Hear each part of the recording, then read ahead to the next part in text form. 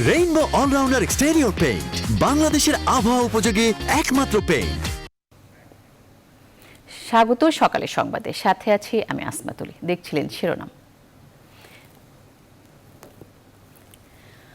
জাতীয় অধ্যাপক ডক্টর আনিসুজ্জামানকে আজ দাফন করা হবে আজিমপুর কবরস্থানে। তিনি প্রাণঘাতী করোনা ভাইরাসে আক্রান্ত ছিলেন। নমুনা পরীক্ষা পজিটিভ আসায় স্বাস্থ্যবিধি মেনে তাকে দাফন করা হবে। এর জন্য পূর্ব ঘোষিত সব কর্মসূচি বাতিল করা হয়েছে। বিস্তারিত জানাচ্ছেন ফাতেমা কাউসার।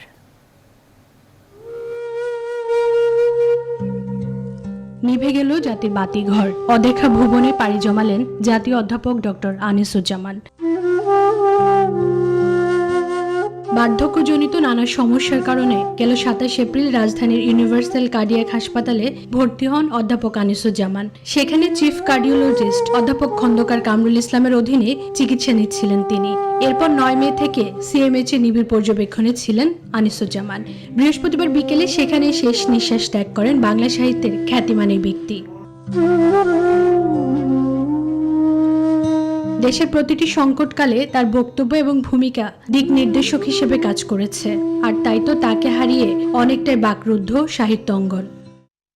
জাগ্রত রাখতে চেয়েছেন সব সময় নিজের বোধ দিয়ে, মানবিক চেতনা দিয়ে, নিজের দর্শনের আলোকে। তিনি আমাদের সাংস্কৃতিক বোধের মানুষ, সামাজিক সচেতনতার মানুষ, অসাম্প্রদায়িক চেতনার মানুষ। ১৯৩৭ সালের ১৮ ফেব্রুয়ারিতে কলকাতায় জন্ম আনিসুজ্জামানের। ২০১৮ সালের জুলাই মাসে সরকার তাকে জাতীয় অধ্যাপক পদে সম্মানিত করে।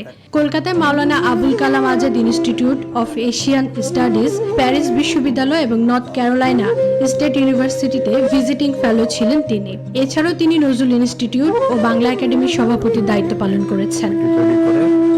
তার রচিত ও সম্পাদিত বিভিন্ন গ্রন্থ শিল্প, সংস্কৃতি ও ইতিহাসের বিবেচনায় খুবই গুরুত্বপূর্ণ।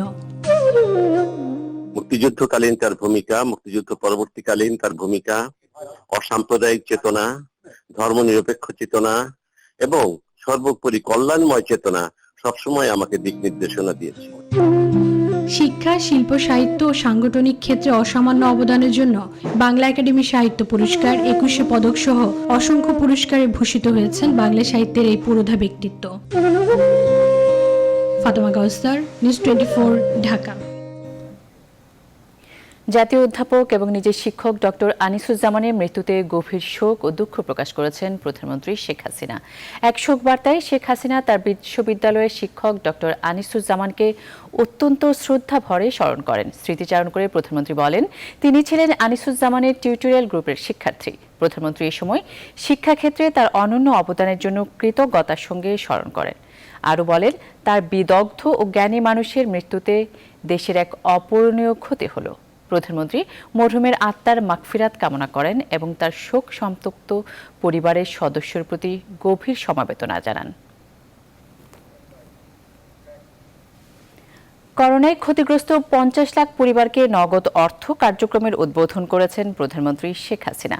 মোবাইল ব্যাংকিংয়ের মাধ্যমে প্রতি পরিবারকে ২৫০০ টাকা করে মোট ১২৫০ কোটি টাকা বিতরণ করেছে সরকার। উদ্বোধনী অনুষ্ঠানে প্রধানমন্ত্রী বলেছেন, কিছুটা শিথিলতা থাকায় বাংলাদেশে করোনা আক্রান্তের হার বেড়েছে, তবে ক্রমান্বয়ে তা নিয়ন্ত্রণ করা সম্ভব হবে। শাহ আলী জয় রিপোর্ট। অসহায় মানুষদের করোনায় কর্মহীন হয়ে যাওয়া ৫০ লাখ পরিবারের জন্য এই আর্থিক সহায়তা। গণভবন থেকে ভিডিও কনফারেন্সের মাধ্যমে এর উদ্বোধন করেন প্রধানমন্ত্রী শেখ হাসিনা। সরকারের সামাজিক সুরক্ষার আওতায় যে ৫০ লক্ষ পরিবার রয়েছে, তারা এই অনুদান পাবে না। ফোনের মাধ্যমে আমরা কিন্তু নগদে এই টাকা সকলের হাতে পৌঁছে দিচ্ছি। বাংলাদেশ ব্যাংক এ ব্যাপারে যথাযথ ব্যবস্থা নিয়েছে। প্রধানমন্ত্রীর দপ্তরটা সম্পূর্ণ নজরদারিতে আছে। প্রধানমন্ত্রী জানান, করোনা পরবর্তী কর্মসংস্থান বাড়াতে এবং গ্রামাঞ্চলের মানুষের জন্য ঋণ সহায়তা দিতে কর্মসংস্থান ব্যাংক সহ মোট 4টি প্রতিষ্ঠানকে ২০০০ কোটি টাকার আমানত দেবে সরকার। আমরা আরো ২০০০ কোটি টাকা সেখানে বিশেষ আমানত দিয়ে দেব। ওখান থেকে আমাদের এই যুবক শ্রেণী যাতে বেকার হয়ে ঘুরে না বেড়ায়, তার জন্য তারা সেখান থেকে ঋণ নিতে পারবে, নিজেরা ব্যবসা বাণিজ্য করতে পারবে। শেখ হাসিনা বলেন, প্রথম থেকেই যথাযথভাবে নিয়ন্ত্রণে থাকায় বাংলাদেশে করোনার মৃত্যুর সংখ্যা অপেক্ষাকৃত কম। যদিও আমরা কিছুটা আমাদের শিথিলতার জন্য হয়তো এটা একটু সংক্রমণ বেড়ে গেছে, তবে আমি আশা করি যে এটাও আমরা নিয়ন্ত্রণে আনতে পারবো, কারণ আমরা যদি বিশ্বের উন্নত দেশগুলির সাথে আমাদের দেশের তুলনা করি, সে তুলনায় আমি বলবো যে আমাদের স্বাস্থ্যসেবা যথেষ্ট দক্ষতার পরিচয় দিয়েছে। সংক্রমণ রোধে সার্বক্ষণিক মাস্ক পরে থাকার প্রয়োজন নেই বলেও মন্তব্য করেন প্রধানমন্ত্রী। N95 কিন্তু সাধারণ মানুষের পড়ার জন্য না, এটা ডাক্তার, নার্স বা যারা করোনা ভাইরাস রোগীকে সেবা দেবে তাদের জন্য। এটা সাধারণভাবে পড়া বা ব্যবহার করার কোনো যৌক্তিকতা নাই বা প্রয়োজনও নাই। ঘরে তৈরি করেও মাস্ক পরা যায়। করোনা সংক্রমণ ঠেকাতে সবাইকে স্বাস্থ্যবিধি মেনে চলার আহ্বান জানান সরকার প্রধান। মোকাবেলার জন্য সবসময় প্রস্তুত থাকবেন। শাহ আলী জয়, নিউজ 24, ঢাকা। করোনার বর্তমান সংকটে মানুষের জীবন বাঁচাতে সবচেয়ে ভালো উদ্যোগ সরকারের নগদ সহায়তা বলছেন অর্থনীতিবিদরা। এই জন্য প্রধানমন্ত্রীকে সাধুবাদ জানিয়েছেন তারা। সহায়তার ক্ষেত্রে শতভাগ স্বচ্ছতা ও জবাবদিহিতার আহ্বানও জানিয়েছেন তারা। সুলতান আহমেদ জানাচ্ছেন বিস্তারিত। করোনার ভয়াবহ থাবা জীবিকার মাধ্যমটুকু কেড়ে নেয় হতাশায় কোটি কোটি মানুষ। নানাভাবে তাদের ত্রাণ সহায়তা দেয়া হলেও তা দিয়ে কতটুকুই বা চলে। সংসারে চাল, ডাল, তেলের বাইরেও যে রয়েছে নানাবিধ খরচ। সরকারের নগদ সহায়তার ঘোষণায় সেই মানুষগুলোর মুখে ফুটেছে হাসি। মোবাইলের মাধ্যমে দেওয়া 2500 টাকা আমি আমার সংসার নিয়ে কোনো বাইতে আমি চলতে পারবো।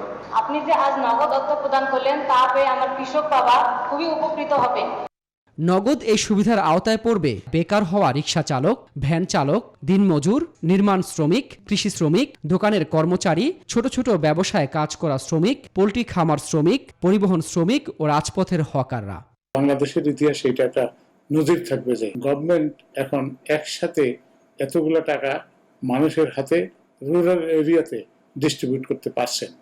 পল্লীকর্ম সহায়ক ফাউন্ডেশনের চেয়ারম্যান অর্থনীতিবিদ ডক্টর কাজী খলিকুজ্জামানের মতে সহায়তা বন্টনে শতভাগ স্বচ্ছতা ও জবাবদিহিতা নিশ্চিত করতে হবে। বাছাই করা হয়েছে, বাছাই করে সবচেয়ে খারাপ যাদের অবস্থা সেই 50 লাখ টাকা দেওয়ার কথা, সেই 50 লাখ মানুষকে দেওয়ার কথা। এবং আশা করি আমি তালিকাটা তৈরি হয়েছে এই যে নীতি আছে সেই নীতির আওতায় কিছু হয়তো আমাদের হবে, এই দেশে হয়। তবে তালিকার বাইরে কেউ থেকে গেলে তাদেরকেও অন্তর্ভুক্তির পরামর্শ বিশেষজ্ঞদের। অতি ক্ষুদ্র যে উদ্যোগগুলো আছে সেই উদ্যোগগুলা সারা দেশে ছড়িয়ে ছিটিয়ে আছে, প্রায় 1 কোটির মতো, 3-3.5 কোটি কাজ করে। তাদের কাছে পৌঁছানো ব্যাংকের মাধ্যমে সম্ভব নয়। পিকেএসএফ সরকারি অর্গানাইজেশন, সরকারের অর্থায়নে এটা চলে, সেক্ষেত্রে পিকেএসএফ কেও ইনভলভ করা যেতে পারে। তবে সহায়তা খুব বেশি দিন না দেওয়ার পক্ষেও মত দেন বিশেষজ্ঞরা। সুলতান আহমেদ, নিউজ 24, ঢাকা। দেশে দেশে করোনা মোকাবেলার পাশাপাশি অর্থনীতি চাঙ্গা করার তোড়জোড় দেখা যাচ্ছে। কিভাবে এটি সমন্বয় করছেন বিশ্ব নেতারা, এই বিষয়ে জানতে কানাডা থেকে যুক্ত করছি জনাব শওকত আলী সাগরকে। তিনি নতুন দেশ.com-এর প্রধান সম্পাদক। জনাব শওকত আলী সাগর, করোনা সামাল দিয়ে অর্থনীতি চাঙ্গা করার চেষ্টা কতটা সফল হচ্ছে?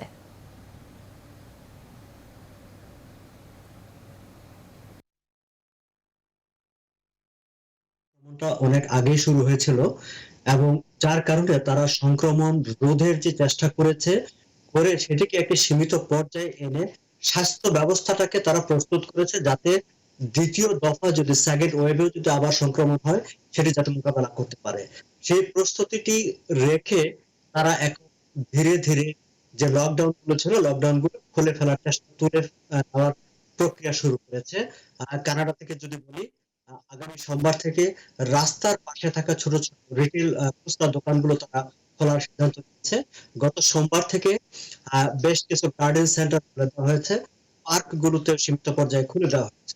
তো আস্তে আস্তে মানুষ যাতে অর্থনৈতিক কর্মকাণ্ডে সম্পৃক্ত হয় এবং মানুষ ঘর থেকে বের হয়ে আসে স্বাস্থ্যবিধি মেনে, সেই ব্যবস্থাটি কানাডা সরকার পশ্চিমা অনেক দেশগুলো এখন শুরু করেছে। তবে মূল সমস্যাটি যেটি হচ্ছে, দীর্ঘ সময় ধরে অর্থনৈতিক তৎপরতা বন্ধ ছিল, কোথাও নৌরজাহাজ চলেনি, কলকারখানা বন্ধ ছিল, অফিস বন্ধ ছিল, ফলে সামগ্রিকভাবে সারা বিশ্বের অর্থনৈতিক কর্মকাণ্ড এখন একটা স্ট্যান্ড স্টিল অবস্থায় চলে এসেছিল, স্থবির হয়েছে এবং তার একটি সুদূর প্রসারী প্রতিক্রিয়া হবে অর্থনীতিতে, সেটি বলা হচ্ছে। আইএমএফ বলছে যে আগামী সময়টিতে, আগামী এই চলতি বছরে বিশ্ব অর্থনীতি প্রায় 4% মতো সংকুচিত হয়ে যাবে। কিন্তু একই সঙ্গে তারা বলছে যে পরের বছরেই তারা আবার এটাকে ঘুরে দাঁড়াবে। এই ঘুরে দাঁড়ানো এবং সংকুচিত হওয়া তার মাঝখানে একটি ব্যবধান থাকছে। ফলে কোন দেশে দেখা যাচ্ছে যে একটি নেতিবাচক গ্রোথ হবে, অর্থাৎ অর্থনৈতিক প্রবৃদ্ধি যা হওয়ার কথা ছিল সেটি ঘাটতিতে থাকবে। আবার অনেক দেশ হয়তো তার কাছাকাছি পর্যায়ে আসবে। G20 ক্লাব, যেটিকে শিল্পোন্নত দেশ বলা হয়, শিল্পোন্নত দেশগুলোর একটি সভা হয়েছিল কিছুদিন আগেই। সেই সভাতে তারা বলেছে যে ধনী দেশগুলো, G20 দেশগুলো, তাদের যে অর্থনীতি ফিরে আসার যে প্রক্রিয়াটি সেটি হবে ভি শেপটি হচ্ছে, তারা বলতে চাচ্ছে যে এটি স্বাদ পড়ে যাবে কিন্তু আবার স্বাদ উঠে যাবে। তার মানে হচ্ছে ধনী দেশগুলো তারা এই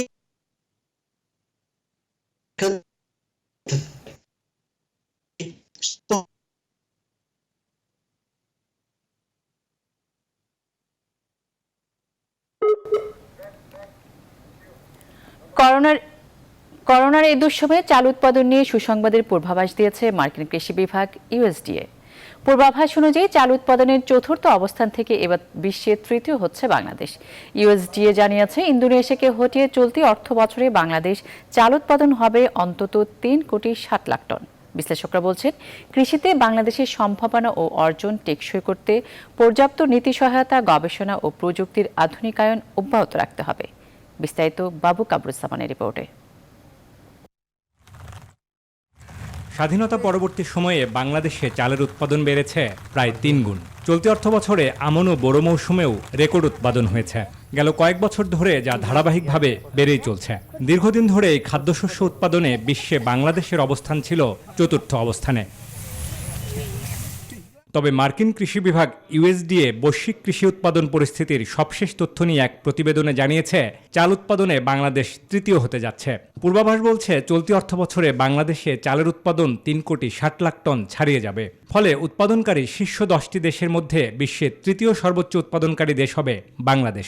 যদিও বাংলাদেশ ও ইন্দোনেশিয়ার উৎপাদন ব্যবধান খুব সামান্য, তবু এই দুঃসময়ে খাদ্য নিরাপত্তার জন্য এটি বয়ে এনেছে সুসংবাদ। For the first time, Bangladesh will be ranked as the third largest rice producer in the world, beating Indonesia. This is a proud moment. I would like to congratulate the government of Bangladesh, policymakers, rice scientists, extension workers and farmers for this great success.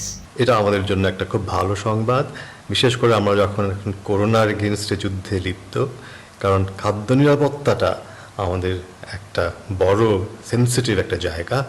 কৃষিখাতে গবেষণা, উন্নতমানের বীজ সরবরাহ এবং কৃষকের খরচ কমিয়ে আনতে আসছে বাজেটে কৃষিতে নীতি সহায়তা ও ভর্তুকি অব্যাহত রাখা গেলে এ অর্জন টেকসই হবে বলে মনে করেন বিশ্লেষকরা।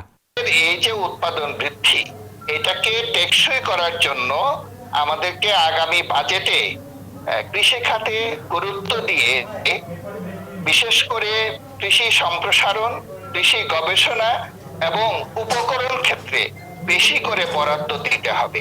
কৃষকের এখানে কোনো সমস্যা নেই, আমাদের শুধু এনশিওর করতে হবে যে আমাদের নীতি এবং আমাদের যে ব্যবস্থাপনা এটা যেন অব্যাহত থাকে এবং টেকনোলজিটা যেন আমরা সময় মতো কৃষকের দ্বারে পৌঁছে দিতে পারি। কৃষি মন্ত্রণালয় জানিয়েছে, আসছে আউশ মৌসুমে ব্যাপক প্রণোদনা কার্যক্রম হাতে নেওয়া হয়েছে। ফলে সেখানেও উৎপাদন বাড়তে পারে কয়েক লাখ টন। বাবু কামরুজ্জামান, নিউজ 24, ঢাকা। এবার যুক্তরাষ্ট্র থেকে যুক্ত হচ্ছেন সাংবাদিক সুলতানা রহমান।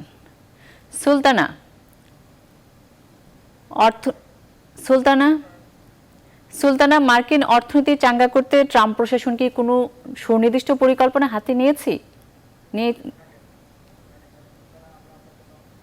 সুলতানা, আপনি আমাদের শুনতে পাচ্ছেন?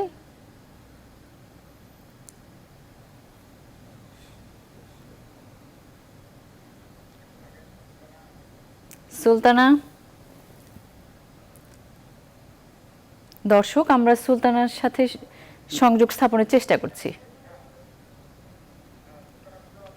সুলতানা, শুনতে পাচ্ছেন? সুলতানা, মার্কিন অর্থনীতি চাঙ্গা করতে ট্রাম্প প্রশাসন কি কোনো সুনির্দিষ্ট পরিকল্পনা হাতে নিয়েছে? President Donald Trump white house থেকে এখনো পর্যন্ত সেরকম কোনো পরিকল্পনার কথা জানাননি।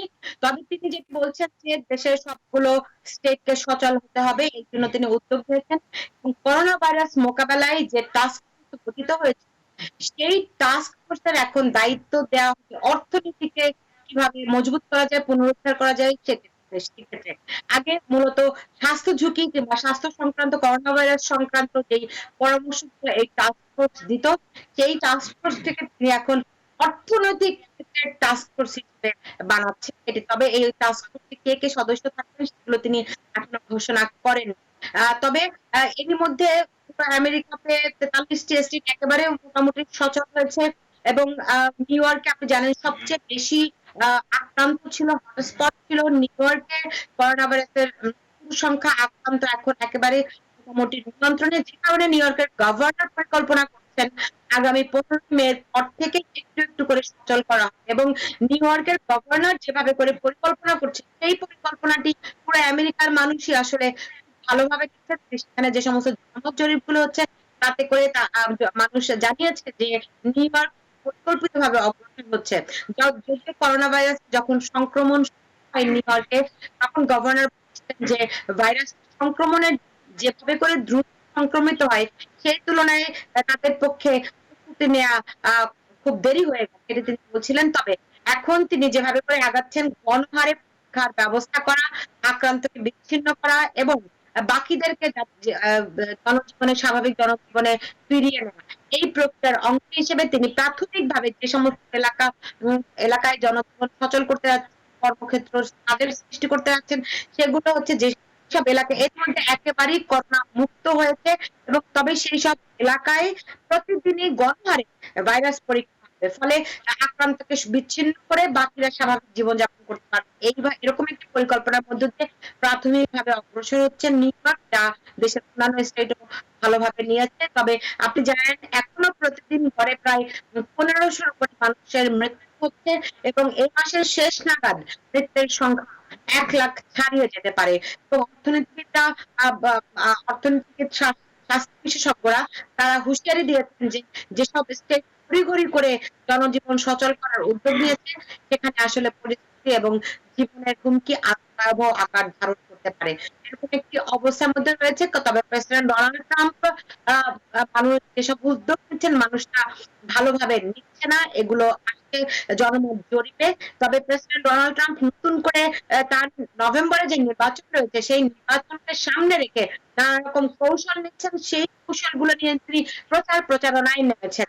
বলতে পারেন যে তার যে ডেমোক্র্যাট প্রেসিডেন্ট প্রার্থী হতে যাচ্ছে নভেম্বরের নির্বাচনে জো বাইডেন, তাকে কেন্দ্র করে তিনি নতুন এখন ইস্যু তৈরি করছেন। আজকে আসলে আমেরিকার এটাই প্রধান আলোচনা যে তার প্রতিদ্বন্দ্বী প্রার্থীর বিরুদ্ধে তিনি রাজনৈতিক অভিযোগ আনছেন। এরকম একটি অবস্থায় প্রেসিডেন্ট ডোনাল্ড ট্রাম্প দাবি করছেন যে সবগুলো দেশে পর্যাপ্ত স্বাস্থ্য সেবার ব্যবস্থা রয়েছে, ভেন্টিলেটর রয়েছে, পরীক্ষার যথেষ্ট তিনি ব্যবহার করেছেন, ফলে জীবন এবং জীবিকার মধ্যে ভারসাম্য আনার তিনি সর্বোচ্চ চেষ্টা করছেন, সর্বোচ্চ উদ্যোগ তিনি নিয়েছেন।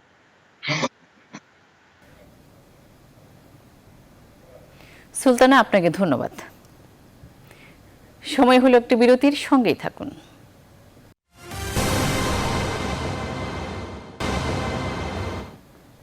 আবারও স্বাগত, দেখছেন নিউজ 24। দেশে দেশে করোনা মোকাবেলার পাশাপাশি অর্থনীতি চাঙ্গা করার তোড়জোড় দেখা যাচ্ছে।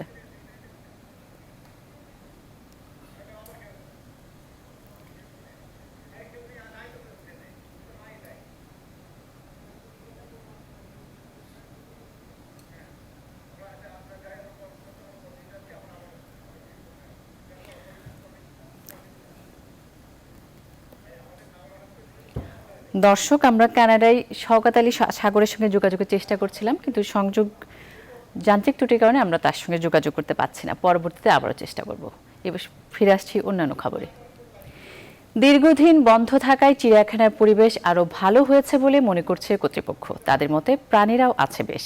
ছুটির এই সময় জিরাফের একটি বাচ্চাও জন্মেছে চিড়িয়াখানায়। কর্তৃপক্ষের দাবি নিয়ম মেনে চলছে প্রাণীদের যত্ন। তবে চিড়িয়াখানা বন্ধ থাকায় কমেছে আয়। দেলোয়ার হোসেনের তোলা ছবিতে অন্তরা বিশ্বাসের প্রতিবেদন।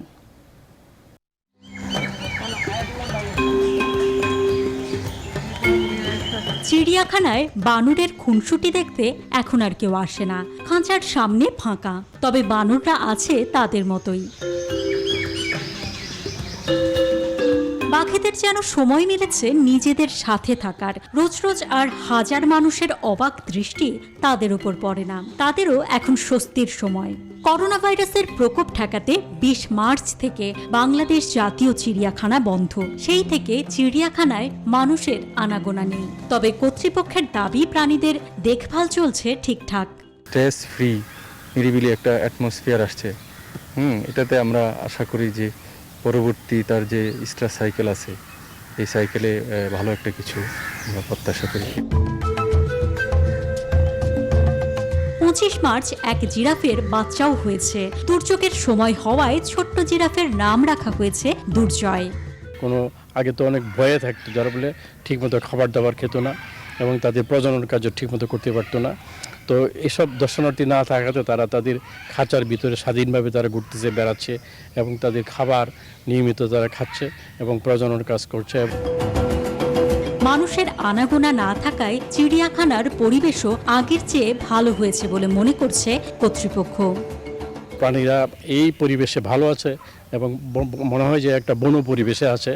আমরা আমাদের কর্মকর্তা কর্মচারীদেরকে নির্দেশ দিয়েছি ভবিষ্যতে যেন আমরা এই পরিবেশ দর্শনার্থী থাকলেও রাখতে পারি, সেই ব্যাপারে আমরা প্রয়োজনীয় ব্যবস্থা নিব। গত 20 তারিখ থেকে বন্ধ রয়েছে, মার্চের 20 তারিখ থেকে।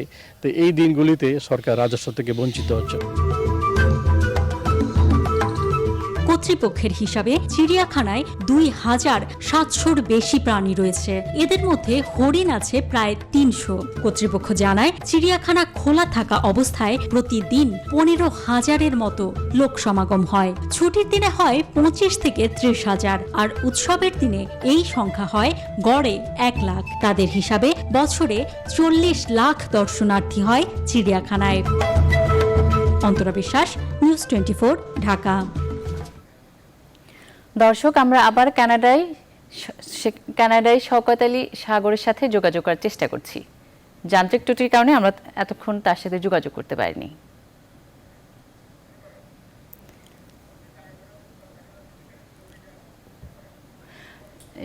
শওকত আলী সাগর,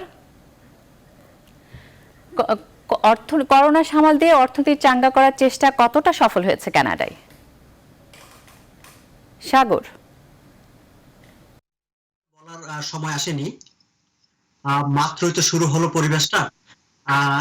ধরেন যে আমরা যদি বলি, আমাদের কোনো প্রভিন্স গত সপ্তাহ থেকে একটু একটু করে অর্থনৈতিক কর্মকাণ্ড চালু করার প্রক্রিয়া শুরু করেছে।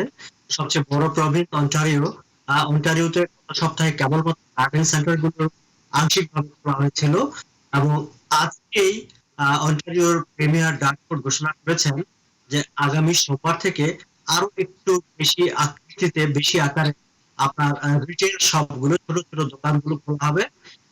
সো সেই ক্ষেত্রেও কিন্তু কিছু নীতিমালা করে দেওয়া হয়েছে, নিয়ম কানুন করে দেওয়া হয়েছে, সেগুলো মেনেই দোকানপাটগুলোকে খুলতে হবে।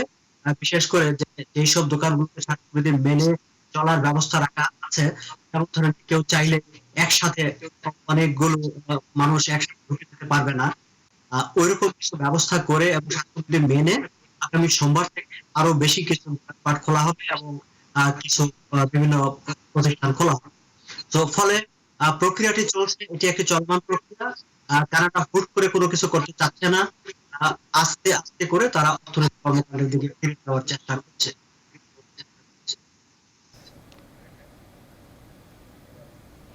ধন্যবাদ সাগর।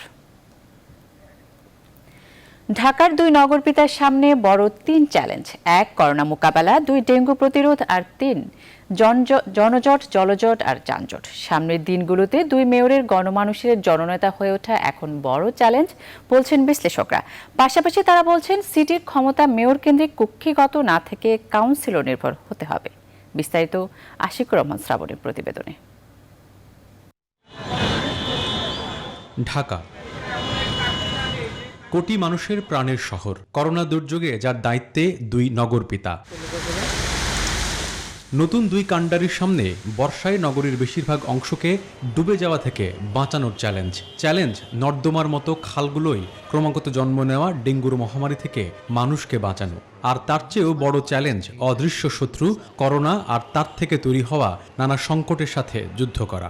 সিটি কর্পোরেশনের নিজস্ব আইনের আওতায় যে সেবাগুলো তারা দিতে পারেন, যে কাজগুলো তারা করতে পারেন, সেগুলো অনেক সময় আন্তরিকতার সাথে হয়নি। নগরের সমস্ত ফুটপাথগুলো দখলমুক্ত করা, করোনা মোকাবেলায় সরকারের সাথে সামঞ্জস্য রেখে সম্পূরক পরিপূরক হিসেবে এই কাজগুলো করা। করোনা এবং ডেঙ্গু যদি একই সময়ে প্রাদুর্ভাব ঘটে, আমাদের স্বাস্থ্য সেবা মারাত্মক হুমকির মুখে পড়তে পারে। প্রতিটি বাড়িতে, প্রতিটা আঙিনায়, প্রতিটা ভবনে এবং নির্মাণাধীন ভবন সমূহে ডেঙ্গু অভিযান শুরু করা দরকার। আগাম জনজট বিরোধী একটি প্রতিকারমূলক প্রাধিকার পূর্বক কার্যক্রম নিতে পারি। বিশ্লেষকরা বলছেন, মেয়র কেন্দ্রিক নগর কাঠামোর ধারণা থেকে বেরিয়ে এসে কাউন্সিলর ও নাগরিক সুবিধা নির্ভর কাঠামোতে চালাতে হবে নগর। পাশাপাশি মেয়রদের হতে হবে দক্ষ ব্যবস্থাপক। কেন্দ্রীভূত সরকার ব্যবস্থায় মেয়ররা যেন কাজ না করেন, বরং কাউন্সিলরদেরকে নিয়ে অঞ্চল ভিত্তিক সমস্যা এবং তার সমাধানের রূপরেখা কাঠামো তৈরি করে তা বাস্তবায়নের চেষ্টা করেন। তারা একটা প্রফেশনে সফল হয়েছেন, কিন্তু তারা আসলে জননেতা না। এখন পর্যন্ত তারা একটা পার্টি নমিনেশন নিয়ে মেয়র হয়ে গেছে। সুতরাং এখন পোস্ট ইলেকশন পিরিয়ডে তাদেরকে সেই সীমাবদ্ধতা জন্য সচেতন হওয়া লাগবে। তাদেরকে জননেতা হিসেবে নিজেদেরকে রূপান্তরিত করে। বিগত দিনগুলোর তুলনায় নতুন 2 মেয়রের কাঁধে বাড়তি দায়িত্ব হিসেবে ভর করবে করোনা পীড়িত মানুষের অর্থনৈতিক মেরুদণ্ডহীনতা, সেগুলোর সাথেও করতে হবে সমন্বয়। ঢাকার 2 নগরপিতা এমনিতেই জনগণের প্রত্যাশার চাপে থাকে। এই করোনাকালীন সংকট এবং আসন্ন ডেঙ্গু মৌসুম তাদেরকে আরও অনেক বেশি সংকটে ফেলতে যাচ্ছে। এই বাস্তবতায় বিশ্লেষকরা বলছেন, তারা যত দ্রুত জনমানুষের নেতা হয়ে উঠতে পারবেন, তত দ্রুত তারা সমস্যাগুলোর ভেতরে ঢুকে সমাধান করতে পারবেন। আশিকুর রহমান শ্রাবণ, নিউজ 24, ঢাকা। এবার স্যাভলন অ্যান্টিসেপটিক সোপের সৌজন্যে করোনা ভাইরাস পরিস্থিতি।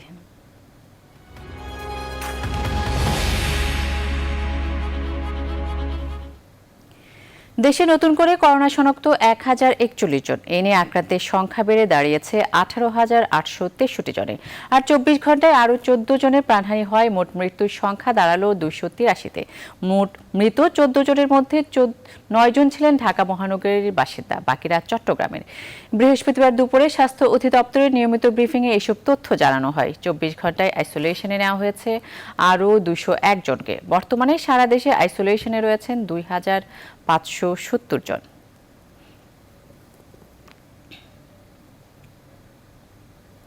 বিশ্বজুড়ে আবারও 24 ঘন্টায় প্রাণ গেছে প্রায় 5,300-র বেশি মানুষের। এ নিয়ে বিশ্বে মোট মৃত্যু 3,03,000 গড়িয়েছে। আক্রান্ত ছাড়িয়েছে 45 লাখ। যুক্তরাষ্ট্রে একদিনে আবারও মৃত্যু হয়েছে 1,700-র বেশি মানুষের। এদিকে করোনায় বিধ্বস্ত ব্রিটেনও। 24 ঘন্টায় দেশটিতে 428 জনের মৃত্যু হয়েছে। ব্রাজিলেও বাড়ছে মৃত্যু। মৃতের সংখ্যা ছাড়িয়ে 13,500। নতুন করে মারা গেছে আরও 800-র বেশি মানুষ। নতুন হটস্পট হয়ে ওঠা রাশিয়াতে আবারও একদিনে প্রায় 10,000 মানুষ সংক্রমিত হয়েছে। এ নিয়ে দেশটিতে 2.5 লাখের বেশি মানুষ আক্রান্ত হলো। বিপর্যস্ত এশিয়ার ভারতে সংক্রমণ আর মৃত্যু দ্রুত বাড়ছে। এদিকে জাপানের অধিকাংশ এলাকায় করোনা ভাইরাসের প্রাদুর্ভাবে জারি করা জরুরি অবস্থা প্রত্যাহার করা হয়েছে।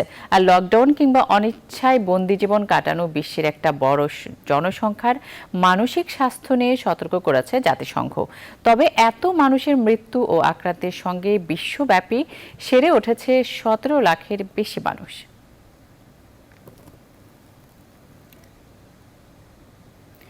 চব্বিশ ঘন্টায় রাশিয়াতে বিশ্বের দ্বিতীয় সর্বোচ্চ 9,974 জন মানুষ আক্রান্ত হয়েছে করোনা ভাইরাসে। নিউজ 24-কে সেখানকার সবশেষ অবস্থা জানিয়েছেন প্রবাসী চিকিৎসক ইব্রাহিম ইসলাম।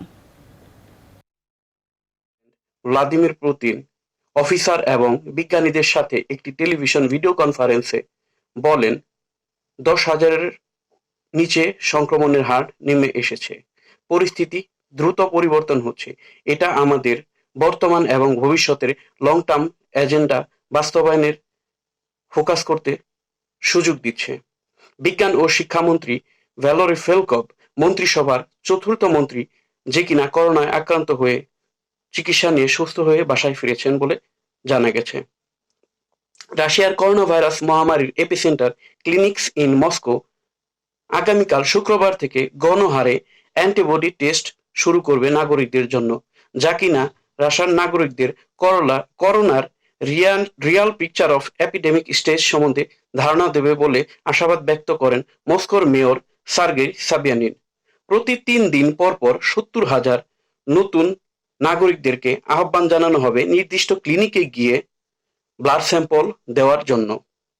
এবং একটি যুক্ত বিবৃতিতে জানানো হয়, ক্লিনিক্যাল ট্রায়ালে একটি অ্যান্টিভাইরাল ড্রাগ করোনার বিরুদ্ধে আশানুরূপ রেজাল্ট দিয়েছে। স্পেনের কাতালোনিয়ায় রয়েছেন প্রবাসী সাংবাদিক ইসমাইল হোসেন রায়হান। নিউজ 24-কে বার্সেলোনা থেকে আমাদের সবশেষ খবর জানিয়েছেন তিনি। রাষ্ট্র যে লকডাউন ঘোষণা করেছে বা রাষ্ট্রীয় সতর্কতা 2 মাস অতিক্রম করেছে, করোনা মহামারীতে গত 2 মাসে মৃত্যুবরণ করেছে 27,000 মানুষ এবং প্রতিদিন গড়ে 450 জন প্রাণ হারিয়েছে। আজ পর্যন্ত আক্রান্ত হয়েছে, যেটি আমরা বলেছি প্রথমে, এবং এই প্রতিদিন গড়ে কিন্তু প্রায় 4,000-এর কাছাকাছি মানুষ আক্রান্ত হয়েছিল গত 2 মাসে। এবং শিশুদের বাসা থেকে বের হতে অনুমতি দেওয়ার পরের 9 বছরের বাচ্চাদের মধ্যে কিন্তু এই সংক্রমণের আশঙ্কা বাড়ছে এবং কি সংক্রমিত হচ্ছে কিন্তু এই 9 বছরের ছোট যে শিশুগুলো আছে তারা কিন্তু বাসা থেকে বের হওয়ার ফলে তারাও আক্রান্ত হচ্ছে। এবং রাষ্ট্রীয় জরুরি স্বাস্থ্য সতর্কতার বিভাগের কোঅর্ডিনেট ফার্নান্দো সিমন জানিয়েছেন, গত 26 এপ্রিলে শিশুদের বের হওয়ার অনুমতি দেওয়ার পর থেকে 0 থেকে 9 বছর পর্যন্ত শিশুদের আক্রান্তের সংখ্যা 35.17% বেড়েছে এবং এই বৃদ্ধির হার 90 বছরের ঊর্ধ্বে থাকা বয়স্কদের থেকেও বেশি। যেখানে একই সময় এই বয়সের বৃদ্ধদের সংক্রমণের হার ছিল 32.45%, সেখানে শিশুদের কিন্তু আক্রান্তের হার 35.17% হয়ে গিয়েছে। অর্থাৎ 9 বছরের পর্যন্ত যে শিশুগুলো আছে, 0 থেকে 9 বছর বয়স যে শিশুগুলো, তাদের আক্রান্তের হার বয়স্কদের তুলনায় কিন্তু 2.72% বেশি এখন বর্তমানে। কাতালোনিয়াতে যেই পরিস্থিতি দেখা যাচ্ছে যে গত 24 ঘন্টায় কাতালোনিয়া মৃত্যুবরণ করেছে 52 জন, নতুন করে আক্রান্ত হয়েছে 322 জন। মহামারীতে কাতালোনিয়ায় এই পর্যন্ত মৃত্যুবরণ করেছে প্রায় 11,403 জন এবং আক্রান্ত হয়েছে 61,677 জন। নিচ্ছি আরো একটা বিরতি, সঙ্গেই থাকুন।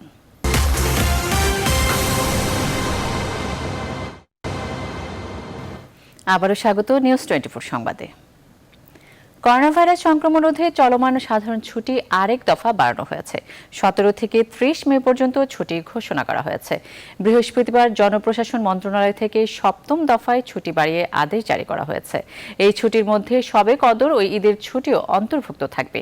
প্রজ্ঞাপনে বলা হয়, করোনা ভাইরাস বিস্তার রোধে সরকার সার্বিক পরিস্থিতি বিবেচনায় আগামী 16 মের পর শর্ত সাপেক্ষে ছুটি বাড়ানোর সিদ্ধান্ত নিয়েছে। আগামী 17 মে থেকে 28 মে পর্যন্ত সাধারণ ছুটি থাকবে।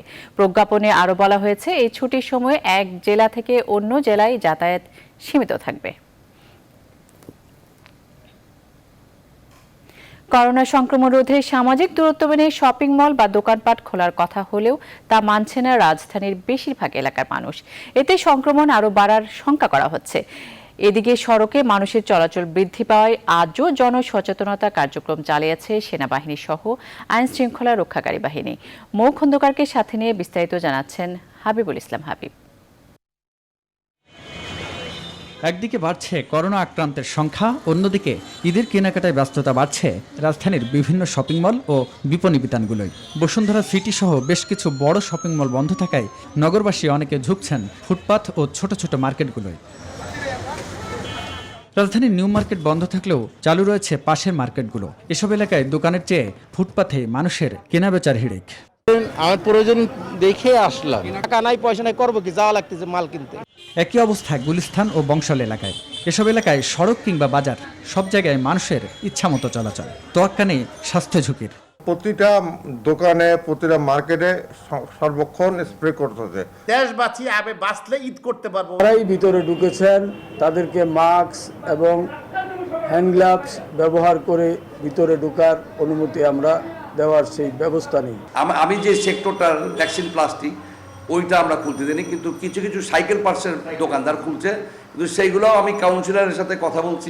সড়কে গণপরিবহন না চললেও কমতি নেই ব্যক্তিগত গাড়ি ও রিক্সা চলাচল। প্রতিনিয়ত বাড়ছে মানুষের চাপ, তাদের সচেতনতায় মাঠে এখনও সক্রিয় সশস্ত্র বাহিনী সহ আইনশৃঙ্খলা বাহিনী।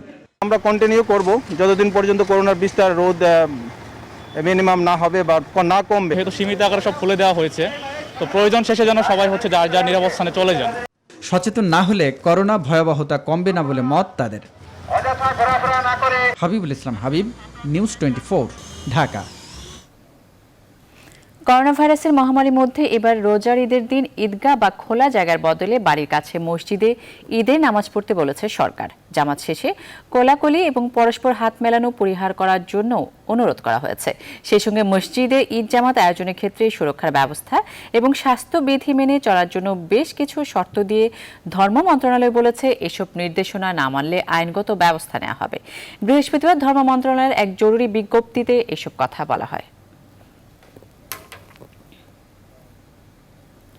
করোনার ভয়াল ত্রাসে বিপর্যস্ত বিশ্ব যখন হন্যে হয়ে খুঁজে বেড়াচ্ছে মুক্তির উপায়, ঠিক সেই মুহূর্তে বিশ্ব স্বাস্থ্য সংস্থা দিল হতাশার বার্তা।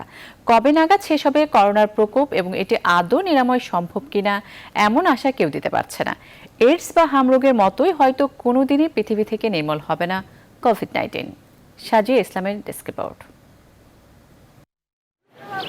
দ্রুত কেটে যাবে মহামারী এমন সুখবরের আশায় যখন অপেক্ষা করছে সবাই, তখনই বিশ্ব স্বাস্থ্য সংস্থা জানালো পৃথিবী থেকে হয়তো কোনোদিনই নির্মূল হবে না করোনা ভাইরাস। বুধবার WHO বিশেষজ্ঞ মাইক রায়ান জানান কবে নাগাদ শেষ হবে করোনার প্রকোপ এবং আদৌ এটি নিরাময় সম্ভব হবে কিনা এমন আশা কেউ দিতে পারছে না। হাম বা এইডসের মতো মানুষের জন্য এটি দীর্ঘকালীন সমস্যা হিসেবে থেকে যেতে পারে। বিভিন্ন দেশে লকডাউনের মধ্যেও থেমেনি সংক্রমণ। অনেকেই আতঙ্ক নিয়েই ফিরতে শুরু করেছে স্বাভাবিক জীবনে। ভাইরাসটিকে জীবনের একটি অংশ হিসেবে মেনে নেওয়ার পরামর্শ দিচ্ছেন চিকিৎসা বিজ্ঞানীরাও। তবে পৃথিবী জুড়ে বিজ্ঞানীরা ভ্যাকসিন তৈরিতে লাগাতার কাজ করে যাচ্ছেন। এরই মধ্যে নতুন একটি অ্যান্টিবডি পরীক্ষায় শতভাগ সফলতা পেয়েছে বলে দাবি করেছে যুক্তরাজ্যের স্বাস্থ্য অধিদপ্তর। পোর্টন ডাউন ল্যাবের বিশেষজ্ঞরা সুইস ফার্মাসিউটিক্যালস সংস্থা রোশের সেরোলজি অ্যান্টিবডি পরীক্ষার কার্যকারিতা মূল্যায়নে সফল হয়েছে, যা আক্রান্ত ব্যক্তির শরীরে ভাইরাসের বিরুদ্ধে প্রতিরোধ ক্ষমতা অর্জনে সহায়তা করতে পারে। সাজিয়া ইসলাম, নিউজ 24। সুইজারল্যান্ডে গত 24 ঘন্টায় মাত্র 2 জনের মৃত্যু হয়েছে। নতুন করে সংক্রমণ ঘটেছে মাত্র 50 জনের। এরই মধ্যে সামাজিক বিধিনিষেধ মেনে চালু হয়েছে দেশটির গুরুত্বপূর্ণ রেল যোগাযোগও। সহকর্মী বাকিউল্লাহ খান জানিয়েছেন সুইজারল্যান্ডের সবশেষ অবস্থা। স্টেশন জুরিক হাউপ্টবাহনফ, এই ট্রেন স্টেশনটিতে প্রতি মিনিটে অন্তত অর্ধশতাধিক ট্রেন যাতায়াত করে থাকে। করোনা সংকটের পরে, বিশেষ করে লকডাউনের পরে এখানে সেই সময় সূচি কিন্তু প্রায় 20 ভাগের 1 ভাগে চলে এসেছিল। আপনারা জানেন লকডাউনের সময়ও কিন্তু সুইজারল্যান্ডে সেই ট্রেন, ট্রাম এবং বাস ব্যবস্থা কিন্তু এখানে চালু ছিল। গত 11 তারিখ থেকে এখানে শুরু হয়েছে দূরপাল্লার ট্রেন যাত্রাগুলো এবং সাথে সাথে গত সোমবার থেকে প্রথম সেই প্যারিসের সাথে অর্থাৎ ফ্রান্সের সাথে সুইজারল্যান্ডের ট্রেন যাত্রাও কিন্তু এখানে শুরু হয়েছে। জেনেভা থেকে একটি এবং বাজেল থেকে একটি ট্রেন এই মুহূর্তে আসলে সেই প্যারিসে যাওয়া আসা করছে। তবে সেখানে রয়েছে কিন্তু শর্ত। প্রতিটি যাত্রীকে সেখানে কিন্তু ডিক্লারেশন ফর্মটি পূরণ করতে হচ্ছে। অর্থাৎ কেবলমাত্র যারা ফ্রান্সে চাকরি করেন, সেখানে পড়াশোনা করেন এবং সেখানে বসবাস করেন, অথবা তাদের আত্মীয় স্বজন যেখানে জরুরি কাজে সেখানে আসলে ভ্রমণ করা প্রয়োজন আছে, তারাই কেবলমাত্র সেখানে যাতায়াত করতে পারবেন। সেক্ষেত্রে ফ্রান্সের যে নিয়ম, অর্থাৎ 70 কিলোমিটারের বেশি আসলে কেউ সেখানে যাতায়াত করতে পারছেন না এই মুহূর্তে, সেই নিয়মটি কিন্তু মানতে হবে। অস্ট্রেলিয়ার সাথে কিন্তু চলছে ট্রেন, তবে সেখানে ট্রানজিটে অবশ্যই লক্ষ্য রাখতে হবে সেই সময়সূচিগুলো। অস্ট্রেলিয়ার ক্ষেত্রে কিন্তু একটি শর্ত এখানে জুড়ে দেওয়া হয়েছে, সেটি হচ্ছে সেখানে যাতায়াত করতে গেলে অবশ্যই ডাক্তারি সনদ প্রয়োজন পড়বে। সেখানে সেই সনদটিতে অন্তত 4 দিন পূর্বে তিনি টেস্ট করিয়েছেন এবং সেখানে তার নেগেটিভ এসেছে, সেই নিয়মটি অবশ্যই তাকে মানতে হবে। দূরপাল্লার যাত্রীদের অবশ্যই মাস্ক ব্যবহারটা এখানে বাধ্যতামূলক করা হয়েছে। সুইজারল্যান্ডের সাথে 3টি দেশ, অস্ট্রেলিয়া, ফ্রান্স এবং জার্মানির সাথে সেই বর্ডার কিন্তু 15ই জুন খুলছে, অর্থাৎ জুনের 15 তারিখে কিন্তু সেই বর্ডার খুলে দেওয়া হচ্ছে। তার পূর্বে যারা আসলে যাতায়াত করতে চাচ্ছেন তাদেরকে কিন্তু এইসব তথ্যগুলো অবশ্যই মেনে চলতে হবে। মালয়েশিয়াতে করোনা ভাইরাসে 24 ঘন্টায় মাত্র 40 জন আক্রান্ত হয়েছে। সবশেষ 24 ঘন্টায় মাত্র একজনের প্রাণহানি ঘটেছে দেশটিতে। মালয়েশিয়ার করোনা সংক্রমণ ও প্রবাসী বাংলাদেশিদের অবস্থা নিয়ে সবশেষ তথ্য আমাদের জানিয়েছেন সহকর্মী শাহাদাত হোসেন। করোনা ভাইরাসের প্রাদুর্ভাব ঠেকাতে 18 মার্চ থেকে মালয়েশিয়া সরকারের নেওয়া যেই মুভমেন্ট কন্ট্রোল অর্ডারটি এটি ধাপে ধাপে বৃদ্ধি করা হয়েছে। 4 মে থেকে এটি শিথিলও করা হয়েছে। তবে যথারীতি মালয়েশিয়ার যে মসজিদগুলো এগুলো বন্ধ ছিল। দীর্ঘদিন বন্ধ থাকার পর শর্ত সাপেক্ষে আগামীকালকে থেকে জুমার নামাজের অনুমতি দেওয়া হলো, এমনটি জানিয়েছেন দেশটির ধর্ম বিষয়ক মন্ত্রী। গোটা মালয়েশিয়া এখনো সব মসজিদে নামাজ পড়ার অনুমতি দেওয়া হয়নি। আগামীকালকে থেকে কুয়ালালামপুরের সবুজ সংকেত নির্দিষ্ট এলাকাগুলো ছাড়াও যেসব এলাকা গ্রিন জোনের মধ্যে আছে সেই সব এলাকা মসজিদগুলোকে অনুমতি দেওয়া হয়েছে। বিশেষ করে মালাক্কা, পেনাং, সাবা, সারওয়াক এইসব এলাকাতে মসজিদগুলো আগামীকালকে থেকে জুমার নামাজ আদায় করার অনুমতি দেওয়া হয়েছে। 30 জনের বেশি কোনো মুসল্লি মসজিদে নামাজ পড়তে পারবে না। তবে অবশ্যই প্রত্যেক মুসল্লি মালয়েশিয়া সরকারের দেওয়া যে SOP মেনে চলতে হবে। স্থানীয় গণমাধ্যমে বলা হয়েছে পর্যায়ক্রমে আস্তে আস্তে সব মসজিদগুলো খুলে দেওয়া হবে। মালয়েশিয়ার স্বাস্থ্য মন্ত্রণালয় দেওয়া তথ্য অনুযায়ী গত 24 ঘন্টায় নতুন করে আক্রান্ত হয়েছে 40 জন। এ নিয়ে সর্বমোট আক্রান্ত হয়েছে 6819 জন। নতুন করে সুস্থ হয়েছে 70 জন। এ নিয়ে সুস্থ হয়েছে 5351 জন। নতুন একজন সহ সর্বমোট মৃত্যুর সংখ্যা গিয়ে দাঁড়ালো 112-তে। মালয়েশিয়ার সুস্থতার হার গিয়ে দাঁড়ালো 74%। মালয়েশিয়া সরকারের দেওয়া যে শর্ত সাপেক্ষে মুভমেন্ট কন্ট্রোল অর্ডার এটি পরবর্তীতে ঘোষণা না দেওয়া পর্যন্ত 9 জুন পর্যন্ত চলবে। 4 মে থেকে সরকারের দেওয়া যেসব কাজগুলো অনুমতি দেওয়া হয়েছে সেসব কাজে প্রবাসী বাংলাদেশিরা নিজ নিজ কর্মস্থলে যোগদান করতে পারবে। করোনা ভাইরাসের প্রাদুর্ভাব কমতে থাকাতে দীর্ঘদিন বন্ধ থাকার পর ধীরে ধীরে সচল হচ্ছে মালয়েশিয়া। ইউরোপের দেশ গ্রিসে গত 24 ঘন্টায় মাত্র একজনের মৃত্যু হয়েছে করোনা ভাইরাসে। আক্রান্ত হয়েছেন মাত্র 10 জন। গ্রিসের সবশেষ অবস্থা জানিয়েছেন ডক্টর আলামিন। সর্বশেষ তথ্য অনুযায়ী গত 24 ঘন্টায় নতুন করে করোনা ভাইরাসে আক্রান্ত হয়েছে 10 জন এবং মৃত্যুবরণ করেছে একজন। এ নিয়ে দেশটিতে করোনা ভাইরাসের সর্বমোট আক্রান্তের সংখ্যা গিয়ে দাঁড়ালো 2770 জন এবং মৃত্যুবরণ করেছে 156 জন। এদিকে করোনা ভাইরাসের প্রভাব বিস্তার কমতে থাকায় আগামী সোমবার থেকে অর্থাৎ 18 মে থেকে বিভিন্ন অফিস, আদালত এবং প্রতিষ্ঠানগুলো খুলে দেওয়া হবে, যার মধ্যে অন্যতম হচ্ছে অ্যাসাইলাম আবেদন অফিসটি। দীর্ঘদিন বন্ধ থাকায় নতুন করে আবার আপনারা 18 তারিখ থেকে অ্যাসাইলাম আবেদন করতে পারবেন। তবে কথা হচ্ছে যারা মার্চের 1 তারিখ থেকে 31 তারিখের মধ্যে গ্রিসে অনুপ্রবেশ করেছেন তারা নতুন করে এই আবেদন করতে পারবেন না, তারা অবশ্যই আবেদনের বাইরে থাকবেন। এদিকে হঠাৎ করে গ্রিসের তাপমাত্রা বৃদ্ধি পায় সাধারণ জনগণ দেশটির সরকারের কাছে দেশের সমুদ্র সৈকতগুলো উন্মুক্ত করার জন্য বিশেষ আবেদন করেছে। সরকারও জনগণের কথা চিন্তা ভাবনা করে আগামী সপ্তাহ থেকে অর্থাৎ 28 তারিখ থেকে এই সমুদ্র সৈকতগুলো শুধুমাত্র গ্রিস মানুষের জন্য খুলে দেওয়ার চিন্তা ভাবনা করছে। বিশ্বকে স্থবির করে দেয়া কোভিড-19 চিকিৎসায় প্লাজমা থেরাপির কার্যকারিতা পরীক্ষা শুরু হচ্ছে বাংলাদেশে। সেজন্য সব প্রস্তুতি এরই মধ্যে নেওয়া হয়েছে বলে জানিয়েছেন ঢাকা মেডিকেল কলেজের হেমাটোলজি বিভাগের শিক্ষকরা। আগামী শনিবার পরীক্ষামূলক এই কাজ শুরু হবে। এর জন্য হাসপাতাল কর্তৃপক্ষের অনুমোদনও নেওয়া হয়েছে। করোনা আক্রান্তদের সারিয়ে তুলতে সেরে ওঠা ব্যক্তিদের রক্তের প্লাজমা অসুস্থদের দেয়ার চিকিৎসা পদ্ধতি এরই মধ্যে প্রয়োগ করেছে যুক্তরাষ্ট্র, যুক্তরাজ্য সহ নানা দেশ।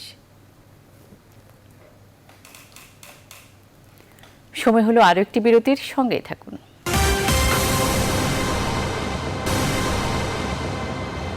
আবার স্বাগত, দেখছেন নিউজ 24 সংবাদ।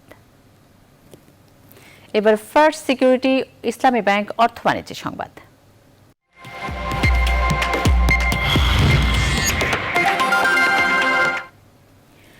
মালয়েশিয়ায় চলতি বছরের প্রথম প্রান্তিকে অর্থনীতি সম্প্রসারিত হলেও দ্বিতীয় প্রান্তিকে তা সংকুচিত হতে পারে বলে ধারণা করা হচ্ছে। দেশটির কেন্দ্রীয় ব্যাংকের হিসেব অনুযায়ী মার্চ শেষ হওয়ার প্রান্তিকে গেল বছরের তুলনায় মোট জিডিপি প্রবৃদ্ধি হয়েছে 0.7%, যা 2009 সালের পর সর্বনিম্ন। করোনা ভাইরাসের কারণে চলাচলের বিধিনিষেধের কারণে দেশটির অর্থনীতি হারিয়েছে $1,450 কোটি। কেন্দ্রীয় ব্যাংকের উপাত্ত প্রকাশের পর মালয়েশিয়ার বেঞ্চমার্ক সূচক বেড়েছে 1.3%। চলতি বছরে ব্রাজিলের অর্থনীতি 4.11% সংকুচিত হতে পারে বলে ধারণা অর্থনীতিবিদদের। এদিকে টানা 11 মাসের মন্দা শেষে গাড়ি বিক্রি বাড়তে দেখা গেছে চীনে। চলতি মাসে দেশটিতে মোট গাড়ি বিক্রি হয়েছে 20 লাখের মতো, যা গেল বছরের এপ্রিলের তুলনায় 4.4% বেশি। তবে এরপরও দেশটির গাড়ি খাত চলতি বছরে মারাত্মক সংকটের মধ্য দিয়ে যেতে পারে বলে আশঙ্কা করছেন সংশ্লিষ্টরা। এখন এ পর্যন্তই, সাথে থাকায় ধন্যবাদ সবাইকে।